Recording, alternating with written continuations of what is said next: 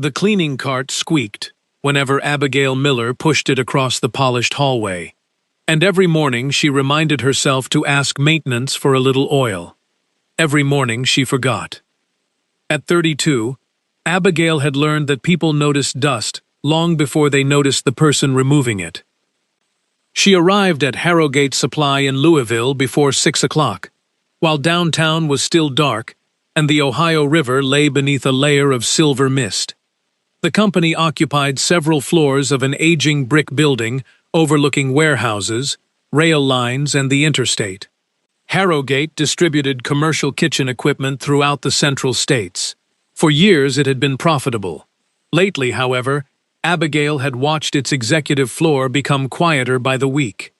That morning she was wiping a bookcase in the corner of Raymond Foster's office when the door opened unexpectedly.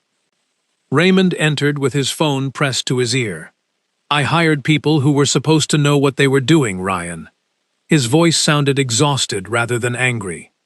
Abigail lowered her head and kept wiping. "They gave me another presentation yesterday. Branding, market positioning, customer perception. Meanwhile, the bank is reviewing our credit line before the end of the month." He dropped his briefcase beside the desk. "I have 50 employees wondering whether they'll still have jobs by winter, and I'm paying consultants to explain the color of our logo." There was a pause. "No, I'm not closing. Not yet." Raymond ended the call and leaned against the desk. Only then did he notice Abigail. "How long have you been there?" She tightened her grip on the cloth. "Just a few minutes, Mr. Foster. I can come back later." "No. Finish." She moved toward the desk while Raymond sat heavily in his chair. Financial reports covered the surface. Abigail knew she should not read private documents, yet anyone cleaning that office could hardly avoid seeing the bold headings, charts, invoices, and purchase summaries lying open beneath her hands. She had noticed the pattern weeks earlier. Harrogate depended heavily on one manufacturer for several of its best-selling product lines. Prices from that manufacturer had climbed repeatedly, but the company had continued buying almost the same quantities. Shipping arrangements were worse. Harrogate paid separate freight charges on deliveries that could easily have been consolidated. Yet the expensive consultants kept discussing advertising. Raymond rubbed his face. "Do you know how many people work here?" Abigail hesitated. "About 50. 50 people. Most have families." He stared at the ceiling. "I can survive losing this company. I won't enjoy it, but I'll survive. Some of them won't." Abigail stopped wiping. "You care about them." Raymond gave a tired laugh. "Apparently, caring isn't the same as knowing how to save their jobs." He pointed toward the reports. "Everyone tells me what I already know. Cut costs, improve sales, become more efficient. Nobody tells me where to start." Abigail almost answered. She could have pointed to the supplier figures. She could have mentioned the freight contract, the unused warehouse space, the inventory that sat for months while cash disappeared into carrying costs. Instead, she lowered her eyes. She imagined herself saying, "Mr. Foster, the woman cleaning your trash cans has an idea about your operating margins." She imagined the silence afterward. People with polished shoes and graduate degrees had spent entire afternoons advising him. Abigail had finished high school and gone directly to work when her father became ill. She had cleaned hotel rooms, medical offices, apartment lobbies, and eventually corporate buildings. Nobody had ever asked what she knew. Raymond must have mistaken her silence for discomfort. "I'm sorry. You shouldn't have to listen to this." "It's all right." She finished wiping the desk and pushed her cart into the hallway. But his words followed her all day. 50 employees. 50 paychecks. That evening, Abigail returned to the small apartment she rented in South Louisville. Her mother, Margaret, lived several hours away in eastern Kentucky, and Abigail called her most evenings. That night she nearly mentioned Harrogate's problems, but stopped herself. After dinner, She opened the second-hand laptop she had owned for years. Its folders contained things no coworker would have expected: notes from free accounting courses, spreadsheets she had built while teaching herself financial modeling, downloaded textbooks on supply chains, operations management, pricing, and corporate strategy. Learning had become her private rebellion against being underestimated. She reviewed the numbers she remembered from Raymond's office. Then she took out a sheet of plain paper. For several minutes she stared at it. Finally she wrote. She did not introduce herself. She simply explained that Harrogate's immediate problem appeared to be purchasing concentration rather than marketing. She suggested contacting alternative suppliers, dividing future orders, renegotiating volume commitments, and examining whether freight could be consolidated through regional distribution partners. Her language was plain. No fashionable business phrases. No attempt to sound important. Just observations and practical steps. She ended with one sentence. You still have time, but only if you stop looking where everyone else is pointing.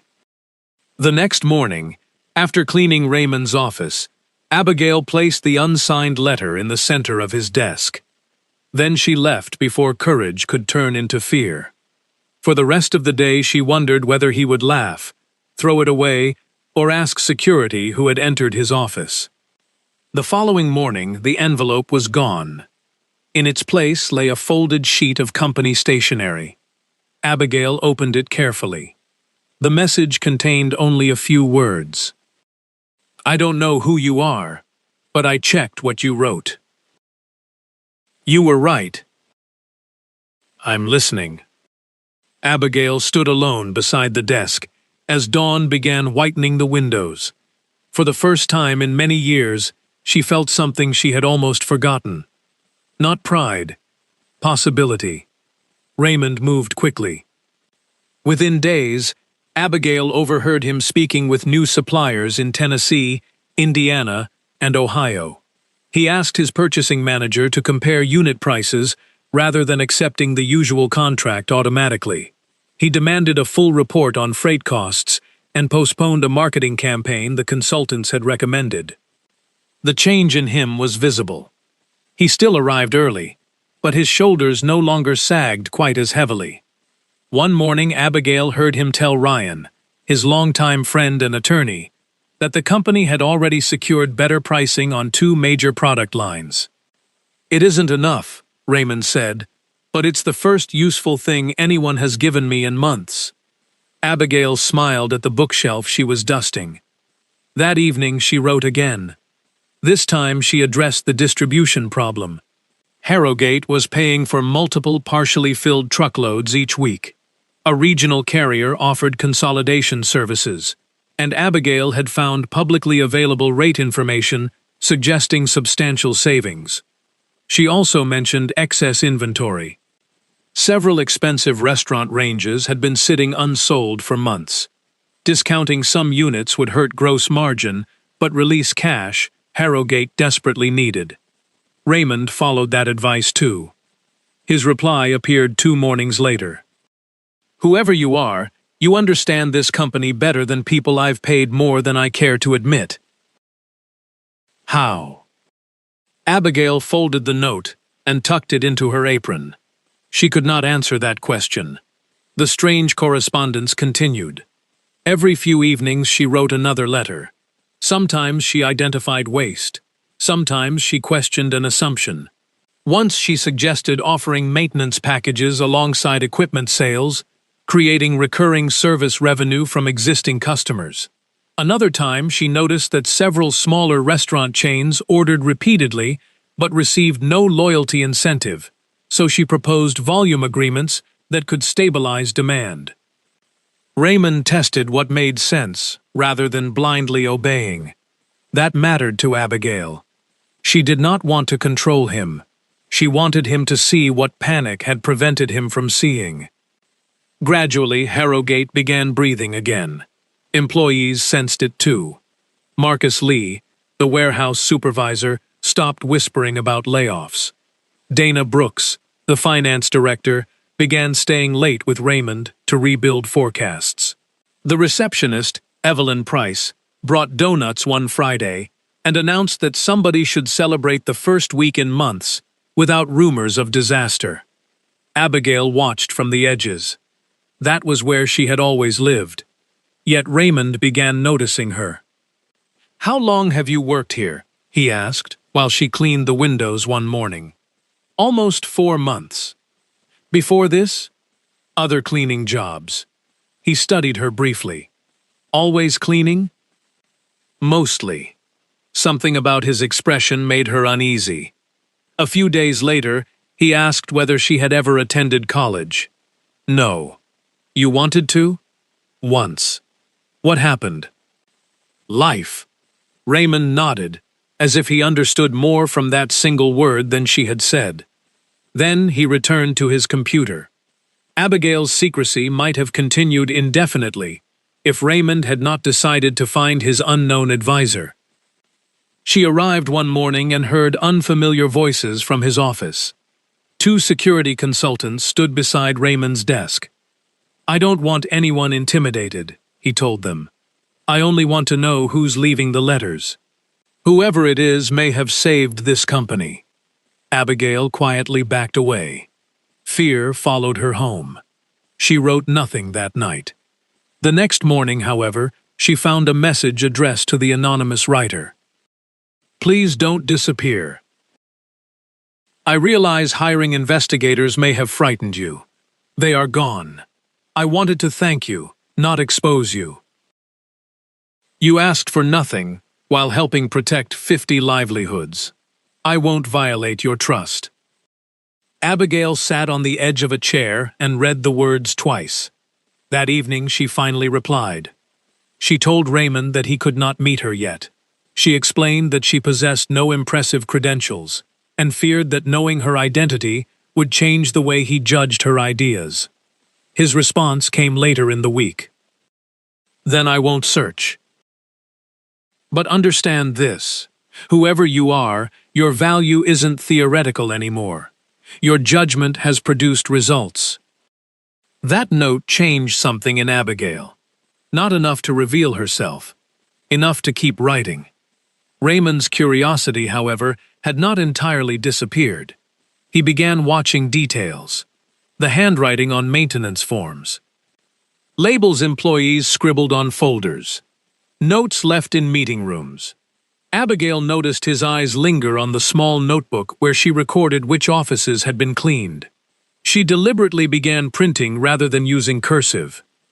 Her secrecy suddenly felt ridiculous. She was hiding in plain sight, like a criminal whose offense was competence. Then, one afternoon, Raymond stopped her before she left. "I have something for you." He handed her an envelope. Abigail stared at it. "What is this?" "A bonus." "For what?" "For doing excellent work during a very difficult period." Inside, she later discovered, was more money than she normally earned in several weeks. There was also a short handwritten note. "Thank you for being here when this place was falling apart." Abigail placed it beside Raymond's other replies in the small box beneath her bed. She understood then that the dangerous part was no longer being discovered. The dangerous part was that she had begun caring deeply about what happened to the man receiving the letters. Harrogate survived the bank review. Not comfortably, but convincingly enough.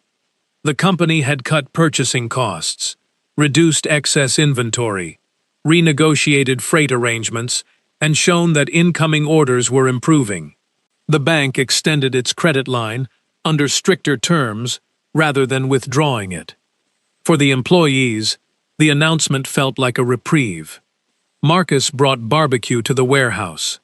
Evelyn decorated the break room with paper streamers she claimed had been stored since somebody's retirement party. Dana, usually too serious for celebrations, raised a paper cup of coffee and declared that nobody was allowed to mention insolvency for at least one afternoon. Abigail stayed only a few minutes before returning upstairs. Raymond found her cleaning his office. "You missed the celebration. I'm working." So is everyone downstairs, technically. She smiled. Someone has to make sure you have a clean desk to ruin again. He laughed. It was the first time she had made him laugh. Abigail carried that sound home with her. Their conversations slowly became less formal. Raymond asked about her mother. Abigail explained that Margaret lived outside Pikeville and had worked most of her life in a nursing home laundry. She must be proud of you, Raymond said. She says honest work is never something to be ashamed of. She's right. Abigail almost told him the rest. That Margaret also mailed her used books from thrift stores because she knew how much her daughter loved learning. That Abigail had spent years studying after midnight. That she understood balance sheets because accounting fascinated her, not because any employer had required it. Instead, she kept the secret. Raymond eventually offered something of his own. They were alone in the break room before sunrise when Abigail asked why he had built Harrogate. My wife helped me start it. Abigail had never heard him mention a wife. Raymond looked into his coffee. Rachel died 5 years ago. I'm sorry. Cancer. His voice remained steady, but something behind it did not. After she died, I worked. At first because work gave me somewhere to go. Then because I thought, if I made the company bigger, busier, more important, I wouldn't notice how empty everything else felt. Did it work? No. Abigail looked toward the dark windows. Raymond continued. The strange thing is that nearly losing the business taught me something building it never did. I kept saying I was fighting for the employees. That was true. But I was also terrified because this company had become the last place where Rachel still seemed present. Abigail understood why his fear had felt larger than money. That night she wrote a letter unlike the others. She offered no analysis. She told him that grief could make people protect buildings, routines, and objects, because those things seemed safer than admitting whom they missed. She wrote that preserving the past should not require refusing the future. Raymond's reply waited for her the next morning. You know things about me I barely know how to explain to myself. I wish I knew who you were. Abigail held the paper against her palm. For the first time, anonymity felt less like protection and more like dishonesty. Days passed. Raymond began joining her for coffee while she worked. One morning he asked what she did after her shifts. I read. What? A little of everything. That answer usually means something specific. Abigail hesitated. Finance, operations, business strategy. Raymond raised his eyebrows. For fun? Mostly. You're unusual, Abigail. Her pulse quickened. Not really. Most people stop learning the minute nobody makes them continue. She looked down at her cup. Raymond smiled. I've met executives who believe education ends when someone hands them a diploma. I think the most dangerous people in any industry are the ones who keep teaching themselves. Abigail nearly laughed at the irony. Instead, she returned to work. The situation became harder when the letters grew less frequent. Harrogate no longer needed emergency advice every few days, and Abigail deliberately gave Raymond space. Yet he appeared unsettled whenever a week passed without a message. One Tuesday, she entered his office and found him still there from the previous night. His tie lay on the desk. His eyes were red. Did you sleep? No. Is something wrong? Raymond leaned back. We've been offered a contract that could double our regional business. But accepting it means expanding warehouse capacity and taking on debt again. Abigail immediately saw the dilemma. He continued quietly. I keep wishing the person who writes those letters would tell me what to do. Maybe that person doesn't know. Raymond looked at her. She usually does. Abigail froze at the pronoun. She? I don't know. It's just what I've started imagining. He rubbed his forehead. Ridiculous, isn't it?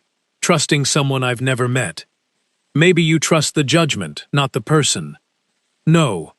His answer surprised her. I think I trust both. Raymond walked toward the window. These months changed something. The letters helped, but so did other things. He turned. Morning coffee, small conversations, people simply being present. Abigail could not move. You've done that too, he said. More than you probably realize. She escaped the office soon afterward, claiming she had another floor to finish. That evening, she sat at her kitchen table for hours. Finally, she wrote, "Perhaps the person you are searching for is not someone remarkable. Perhaps she is simply someone who paid attention when everyone else was too busy proving how intelligent they were." She almost signed her name. Almost. Then fear won again. Raymond accepted the expansion contract, but only after Dana constructed several conservative forecasts and Marcus found a warehouse arrangement that required less borrowing than expected. Abigail had suggested both precautions in her next letter. By then, Raymond had developed an unsettling habit of comparing every anonymous note with the people around him. Abigail could see it. One afternoon he watched while she wrote a supply request for cleaning products. His gaze dropped to her handwriting. She immediately stopped. "Something wrong?" she asked. "No." But his expression said otherwise. Several days later he approached her while she was wiping his desk. "May I ask you something strange?" Abigail's stomach tightened. "You can ask. Do you ever feel that people see your job before they see you?" She stared at him. "Every day." Raymond nodded slowly. "I thought so. Why are you asking?" "Because sometimes when you talk, you sound like someone who has spent a long time noticing things other people miss." Abigail forced herself to continue cleaning. "Cleaning teaches you to notice things." "I suppose it does." A silence followed. Then Raymond said, "I don't think cleaning is all you can do." She looked at him. "There's nothing wrong with what I do." "I didn't say there was." His voice softened. "I'm saying I suspect there's more." Abigail left shaken. That night she considered stopping the letters permanently. Instead, Raymond made the decision harder. The following morning an envelope lay on his desk with "Abigail" written across the front. She opened it reluctantly. He explained that he believed the anonymous writer worked somewhere inside the building. He asked whether Abigail had ever seen anyone enter his office unusually early or leave envelopes behind. He promised he was not angry. He only wanted to thank the person. Abigail folded the letter. For the rest of the day, guilt followed her from room to room. She could lie. She could invent someone. She could claim she had seen nothing. Yet every option felt worse than the truth. That evening she called her mother. Margaret listened quietly, while Abigail finally told her everything. The failing company, the letters, the advice, Raymond's replies, and the fear that had kept her anonymous. When Abigail finished, Margaret asked only one question. "Did you lie about anything you wrote?" "No." "Did you steal money?" "No." "Did you hurt anyone?" "No." "Then what exactly are you ashamed of?" Abigail stared at the kitchen wall. "I'm afraid he'll look at me differently." "He probably will. That's what I'm afraid of." Margaret sighed. "Baby, sometimes being seen is more frightening than being ignored. When nobody sees you, nobody can reject what they never noticed." Abigail's eyes filled. "What if he thinks I'm ridiculous? Then you'll know something about him you needed to know." Those words settled the matter. Abigail took out a fresh sheet of paper. She told Raymond that the time had come. She warned him that the person he imagined did not exist. There was no celebrated consultant, retired executive, or hidden investor. The writer had no degree and no impressive resume. Every recommendation, however, had been sincere. Every calculation had been done carefully. Every letter had come from someone who wanted the company and its people to survive. At the bottom she wrote, "If you still want the truth, come tomorrow morning." I will be in your office before 7 o'clock, doing exactly what I have always done." She placed the letter on his desk before leaving. Abigail barely slept. Before dawn, she dressed in her usual work uniform, tied her hair back, and studied herself in the bathroom mirror. There was no transformation waiting for Raymond. No tailored suit hidden beneath the cleaning apron. No impressive title. Only Abigail Miller, 32 years old, high school graduate, self-taught student, cleaner, daughter, woman who had spent years believing ability needed permission before it counted. She reached Harrogate before 6. Raymond's final anonymous letter was gone. He had read it. Abigail began cleaning because movement gave her something to do with her fear. Near 7, footsteps sounded beyond the door. Raymond entered. He stopped immediately. Abigail stood beside the bookcase, holding a cloth. Neither spoke. Raymond closed the door. "I read the letter." Abigail nodded. "You said the writer would be here." "Yes." His eyes moved around the room, then returned to her. Understanding arrived slowly. "No." Abigail's throat tightened. Raymond took one step forward. "Abigail." She forced herself to meet his eyes. "It was me." He remained absolutely still. "The supplier analysis? Mine. The freight contracts? Yes. The service plan? The warehouse forecast? Yes." Raymond looked toward the window, then back at her. "You wrote every letter? Every one. Why didn't you tell me?" Abigail's fear finally became anger at herself, at him, at every room in which she had learned to remain quiet. "Because you wouldn't have listened." Raymond flinched. "You don't know that." "No," she said, "but neither do you." Silence filled the office. Abigail continued. "You were paying people thousands of dollars because they had the right titles. If I'd walked in carrying a mop and told you your purchasing structure was failing, would you really have asked me to sit down?" Raymond lowered his eyes. When he answered, his voice was quieter. "I want to say yes. But I don't know if it would be true." Abigail's eyes burned. Raymond looked ashamed. "And that," he said, "may be the hardest thing you've ever taught me." Abigail expected disappointment. Instead, Raymond pulled out a chair. "Sit down." She hesitated. "Please." For years, Abigail had emptied the wastebasket beside that chair. She had wiped its arms, vacuumed beneath it, straightened it after meetings. She had never sat in it. Now she did. Raymond remained across from her. "Tell me how you learned all this." Abigail described the years after high school. Her father's illness had ended any thought of college. After he died, she continued working to help her mother. Education became something she pursued alone. Library books, free university lectures, old textbooks, online courses, practice spreadsheets, annual reports downloaded from public company websites. "I liked understanding why businesses failed," she said. "Not because I wanted them to. I liked figuring out where the mistakes started." Raymond stared at her with an expression she could not read. "You taught yourself financial analysis while cleaning offices?" "Not while cleaning." A nervous smile escaped her. "Usually afterward. Why didn't you apply for different jobs?" "I did, years ago." "What happened?" "They asked for degrees, experience, references from jobs I couldn't get without the degree or the experience." Raymond leaned back. "So you stopped trying." "I stopped expecting anyone to believe me."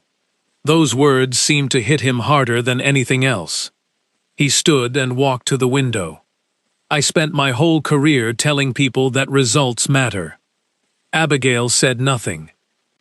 "Then, when my own company was dying, I searched for impressive resumes instead of useful judgment." He turned toward her. "You were right to hide." She blinked. "I wish you hadn't needed to. That's different." For the first time since his arrival, Abigail's shoulders relaxed. Raymond returned to the desk. I owe you money. No. You provided consulting work that saved us far more than… I didn't do it for money. I know. Then don't turn it into a transaction. Raymond paused. Fair. He folded his hands. Then let me ask something else. Would you work here? Abigail looked around. I already work here. You know what I mean. She almost laughed. Raymond continued. I want you working with Dana and me on strategy. Abigail shook her head immediately. No. Why? Because this morning I'm the cleaner, and this afternoon you'll make me an executive. People will think you're insane. They may. They'll think I manipulated you. They'll be wrong. They'll think you're rewarding me because you feel guilty. Raymond considered that. Then we don't make you an executive. Abigail waited. We make you a strategic analyst on a trial basis. We define responsibilities. You work with the financial team. Your ideas get reviewed exactly like everyone else's. No shortcuts. That sounded different. Not charity. Opportunity. I don't have the degree. Dana has one. Marcus doesn't. I care whether people can do the work. Abigail gave him a skeptical look. You learned that recently. Raymond smiled faintly. Apparently my most expensive business lesson came from someone I wasn't paying enough. Later that afternoon, Raymond called Dana and Marcus into his office. Abigail sat beside the conference table, still wearing her cleaning uniform because she had refused Raymond's suggestion that they delay the conversation. Dana looked confused. Marcus looked concerned. Raymond explained everything. Not every personal letter, but enough. The anonymous advisor who had identified purchasing weaknesses and freight waste was Abigail. Marcus was the first to react. You're serious? Completely. Marcus looked at Abigail. That consolidation idea was yours? Yes. He whistled softly. Saved my warehouse team a nightmare. Dana remained more cautious. Understanding several problems doesn't automatically qualify someone for a strategy role. Abigail appreciated her honesty. No, Abigail said, it doesn't. Dana looked surprised. Abigail continued. Judge me on the work. The finance director nodded. That I can do. Raymond announced a 3-month trial. Abigail would work alongside Dana, reviewing costs, market opportunities, and operational projects. Her pay would reflect the new position. Meanwhile, another cleaning employee would take her former shift. The first weeks were uncomfortable. Some employees stared. Others whispered. One manager asked Dana privately whether Raymond had become sentimental. Dana answered by giving Abigail one of the hardest analyses on her desk. Abigail stayed late for several evenings, built the model, identified an assumption that had distorted the forecast, and returned it with a recommendation. Dana reviewed it twice. Then she walked to Abigail's desk. Good catch. Those 2 words meant more than exaggerated praise would have. Soon Marcus began asking her opinion before renegotiating warehouse schedules. Evelyn brought Abigail coffee and joked that she had always suspected the quiet people were dangerous. Abigail bought several professional outfits from a discount store, but kept her old cleaning uniform folded carefully in her closet. Not because she missed it, because she never wanted success to make her ashamed of the woman who had worn it. Raymond noticed another change, too. He no longer spoke to Abigail as someone needing rescue. He disagreed with her. Sometimes strongly. She challenged him back. Their connection became less mysterious and more honest. One evening, after a difficult meeting, Raymond said, I think I preferred the anonymous advisor. Why? She couldn't roll her eyes at me. Abigail smiled. She absolutely rolled her eyes. You simply couldn't see her. Raymond laughed. And Abigail realized the truth had not destroyed what the letters created. It had made it real. By the end of Abigail's trial period, nobody questioned whether she belonged. Not because Raymond demanded acceptance, but because her work had become difficult to dismiss. She helped Dana build a purchasing dashboard that showed supplier concentration before it became dangerous. She worked with Marcus on inventory thresholds that reduced unused stock without leaving customers waiting. She proposed a maintenance subscription for independent restaurants, and the pilot program produced steady monthly income. Harrogate was not suddenly a perfect company. Some ideas failed. One expansion into hotel equipment performed poorly. A pricing experiment confused long-time customers and had to be reversed. Abigail made mistakes too, and she learned quickly that understanding a problem alone at her kitchen table was different from convincing several departments to change. Dana became an unexpected mentor. "Being right is only half the job," she told Abigail after one tense meeting. "People have to understand why." Marcus taught her how warehouse realities could destroy elegant spreadsheets. Evelyn taught her something equally important: which executives listened only after lunch, and which customers considered a 5-minute delay a personal betrayal. Abigail began taking evening certification courses. This time she studied not because she felt inadequate, but because she enjoyed becoming better. Raymond supported her without taking over. Their friendship deepened slowly. They shared coffee before work. They sometimes ate dinner after late meetings. They spoke about Rachel, about Abigail's father, about mistakes they regretted, and futures neither had expected. But Abigail insisted on clear boundaries, while Raymond remained her employer. "If something personal ever happens between us," she told him one evening, "it cannot be because I feel I owe you." Raymond nodded. "And it can't threaten your work." "Exactly. Then we'll be careful." Several months later, after Abigail had formally moved into a strategy manager role, overseen jointly by Raymond and Dana, Raymond asked whether she would have dinner with him somewhere that had nothing to do with Harrogate. Abigail smiled. "Are you asking as the owner of the company?" "No." "Good." Their relationship grew from there, with far less drama than the anonymous letters had contained. What surprised Abigail most was how ordinary happiness could feel. Grocery shopping, walking along the riverfront, Raymond complaining that Abigail read restaurant menus like financial statements. Abigail discovering that Raymond could negotiate a 7-figure contract but routinely forgot where he left his keys. Margaret met him during a weekend visit. Afterward, she pulled Abigail aside. "He looks at you when you talk. What does that mean?" "It means he's listening instead of waiting for his turn." Coming from Margaret, that counted as enthusiastic approval. About half a year after their first real dinner, Raymond brought Abigail to the rooftop terrace of Harrogate's building. There were no photographers, no crowd, no dramatic announcement. Only evening lights, a small table, and the city below. Raymond held her hand.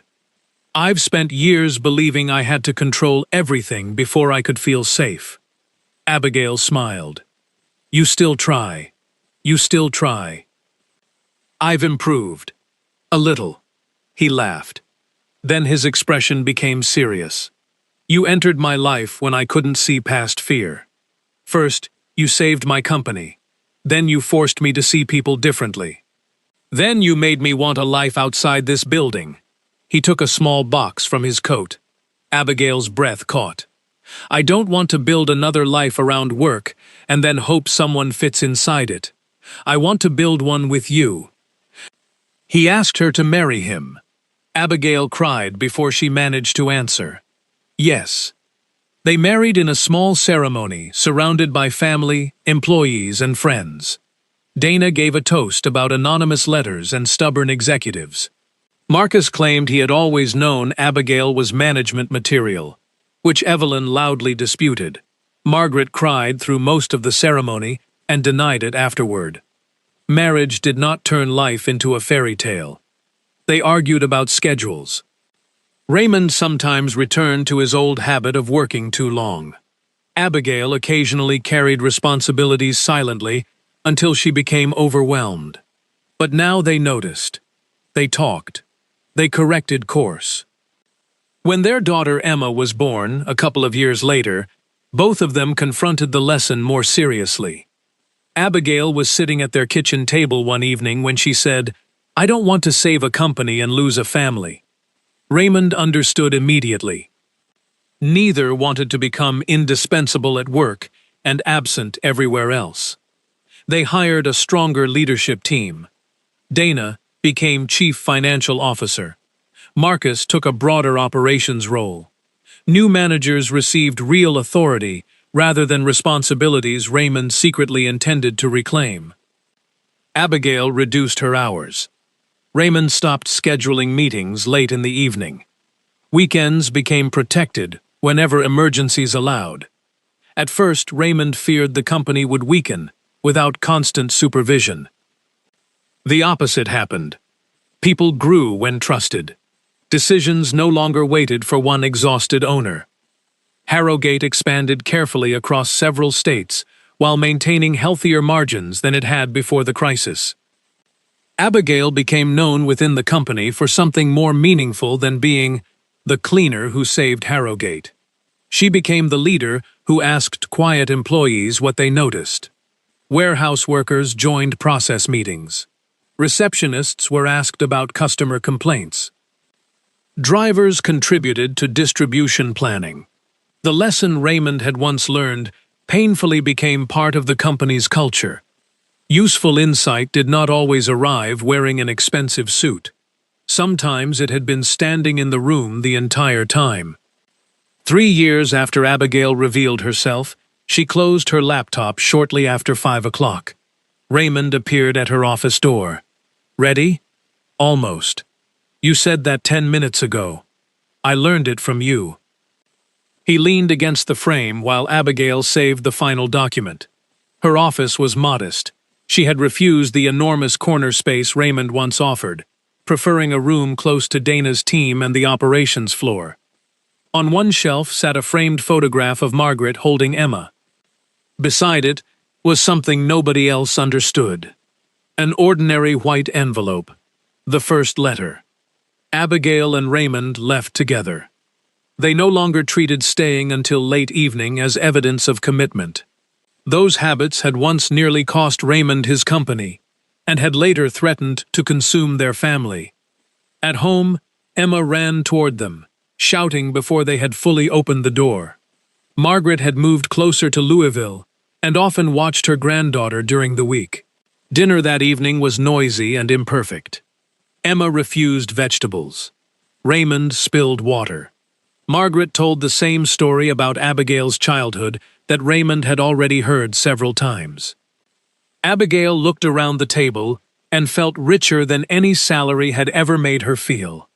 After Emma was asleep and Margaret had gone home, Abigail and Raymond sat on the back porch. Summer insects hummed in the grass. Raymond reached for her hand. "Do you know what today is?" Abigail thought. Then she smiled. "The letter. The first one. You remember the date?" "I remember nearly everything about that week."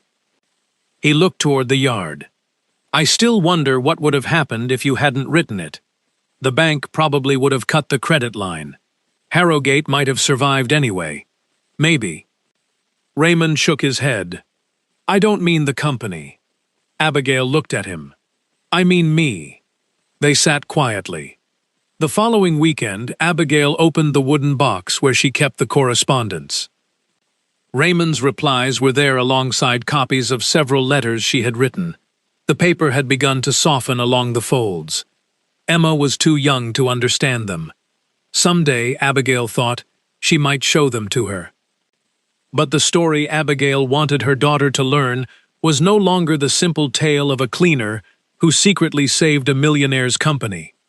Age had changed the meaning of it. So had marriage, motherhood, loss, responsibility, time. Abigail had once believed the cruelest thing in life was being invisible. Years later, she understood something more complicated. Sometimes invisibility protected people. If nobody expected anything from you, failure could remain private. If nobody truly saw you, rejection could never reach your deepest hopes. Stepping forward required accepting that others might judge you incorrectly, laugh at you, misunderstand your intentions, or decide you were not enough. Courage was not the absence of that fear. Courage was deciding that something mattered more. Her first letter had mattered more than embarrassment, because 50 livelihoods were at risk. Telling Raymond the truth had mattered more than protecting the anonymous version of herself, because trust could not survive forever behind a disguise. Later, choosing family time over endless professional ambition mattered, because success was useless if it consumed every hour required to enjoy it. Raymond had learned his own version of the same lesson. Wealth had once convinced him that expertise could be purchased and certainty could be hired. Losing control taught him otherwise. Titles could indicate training, but they could not guarantee wisdom. Authority could force people to obey, but it could not make them speak honestly. And leadership was not proving that you were the smartest person in the room. Sometimes leadership meant becoming quiet enough to hear the person everyone else had overlooked. Abigail also learned never to romanticize struggle. She was proud of what she had taught herself, but she did not believe people should have to suffer before receiving opportunity. Harrogate began paying for training programs and creating paths for workers without traditional degrees. Abigail wanted the next talented employee to be discovered through a conversation, not forced to communicate through anonymous letters. Years earlier, she had cleaned Raymond's desk, while believing that the distance between his chair and her cleaning cart represented the distance between their worth. Now she knew better. Human value had never been arranged according to office floors, bank accounts, uniforms, or job titles. People carried invisible histories into every room, knowledge acquired at midnight, grief hidden behind professionalism, sacrifices made without witnesses, dreams postponed because families needed food more urgently than ambition needed attention. Wisdom, Abigail eventually understood, was learning to look twice. At the quiet employee, at the tired spouse, at the aging parent repeating an old story, at the child asking for 5 more minutes, at yourself, when the world has given you a smaller definition than the one you know is true. She placed the letters back into the box and closed the lid. Raymond appeared at the doorway carrying a sleepy Emma. Coming downstairs, Abigail smiled. Yes. And this time there was no office crisis waiting, no hidden message to write, no identity to conceal. Only an ordinary evening with people she loved. Abigail followed them downstairs, knowing that ordinary evenings, once truly valued, were among the rarest forms of success a person could ever achieve.